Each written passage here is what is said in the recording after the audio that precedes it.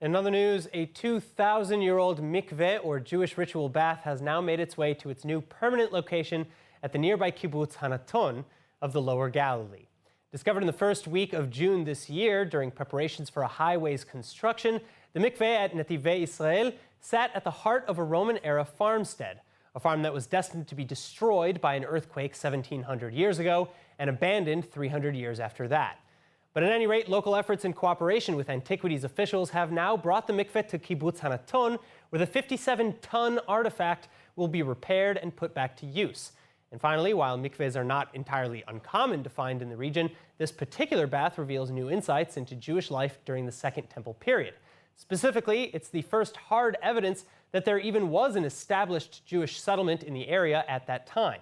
Archaeologists explaining that until now, it was considered that the Jews in the Roman period did not live in any farms outside of the major villages or towns. And now, with all the juicy details surrounding this incredible archaeological discovery, it's time for Can You Dig It with tour guide Anat Harrel.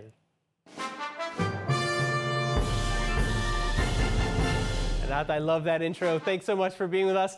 Now, we first spoke to you about this mikveh in Netivei Israel in June when you broke the story with us. And now I really feel like the story is coming full circle. What happened over the past 3 months to get this mikveh moved to kibbutz Hanaton? Wow. So the day after we had our interview on ILTV, we started to raise money. We went crowdfunding. We raised money all over the place, especially in the United States and abroad.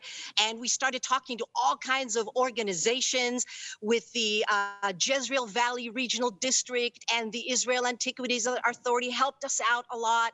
And then we even managed to get to the Prime Minister's office to a thing called the Heritage in Jerusalem Fund that decided they're going to help us because everyone realized this was an amazing thing to save.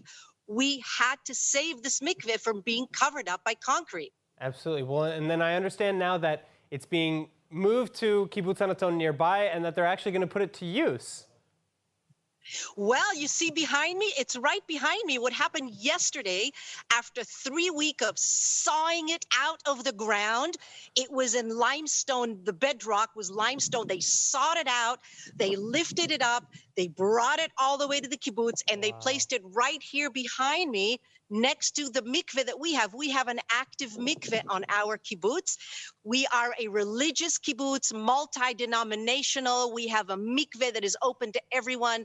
And so that is why it was so important for us to bring it over here and lay it about 25 yards away from our mikveh. And now we're going to build a little archaeological garden so that we have a current mikveh and an ancient 2,000-year-old mikveh side by side. And yes, the idea is that hopefully one day we can actually refurbish it so that you can have a choice. You can either immerse yourself in the actual active mikveh or in a 2,000-year-old mikveh, the one that's sitting right behind me. Wow. So I am not that religious myself, but I can't wait to come and see it and maybe even take a dip, and experience it for myself. Yeah, you are all welcome. Give us a few weeks. We're going to get this all fixed up. And after the corona, you are welcome to come. I'm so excited. Anat Harrel, thank you so much for telling us all about it, and Chag Sameach. Chag Sameach to you. Thank you.